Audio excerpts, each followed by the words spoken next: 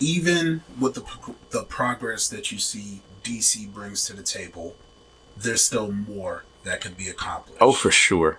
For sure. You want to speak on that? Yeah, I mean, I think over the last couple of years, DC and the DMV has done a really good job of or has tapped into this idea of what's the difference between equity and equality, right?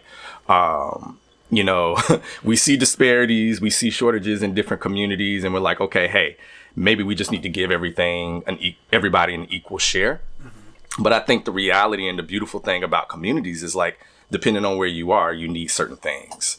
And that may look different in one community versus another. And I think really understanding communities and listening, keeping your ear down to the ground for what the people are asking for.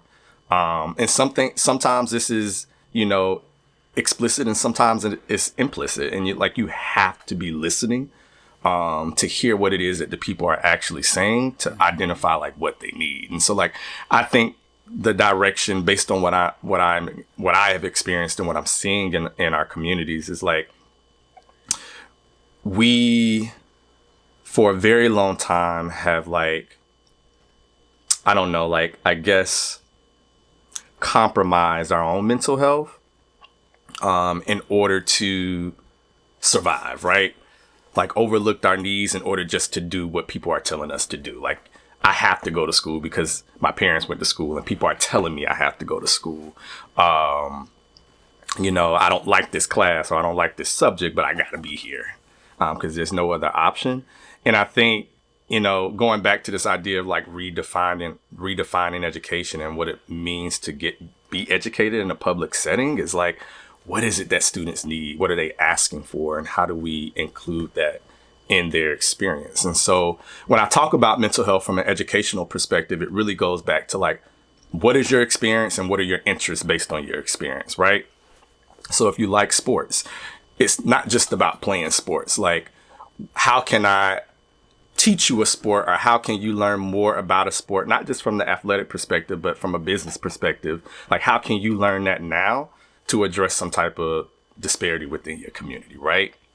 Whether it's helping a group of kids that are interested in sports in elementary school, and you're a middle school student, how can you help that next generation to be more successful when they get to where you are, right?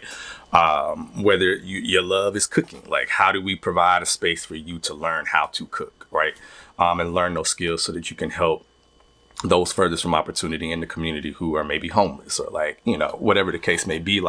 How do we provide kids with the tools to be able to experience some of the things that they're interested in addition to learning a curriculum, or learning how to write, learning how to read, learning how to do arithmetic? It's more than that. And our kids are more than that. And if we provide them the opportunity and the space to do that now, then as they get older, it's not a matter of, can I do this or will I be able to do this? It's no, how am I going to create this? Because I've already been doing this for years. And at this point, it's about as an adult, how do I make money off of this and make room for myself, for my people and for generations to come? And that takes money, right? Providing those opportunities in a public school setting takes money, and it takes, it takes connecting with the right people in the community that can provide that experience for kids. And I think that's the next step for the public school system is how do we peep kids' interests? How do we find the programs and the organizations that can cultivate or foster this interest? And then how do we give, kids the tool set to be able to use that skill to address something in their community now? Not when they become an adult, but right now in this very moment. Mm-hmm.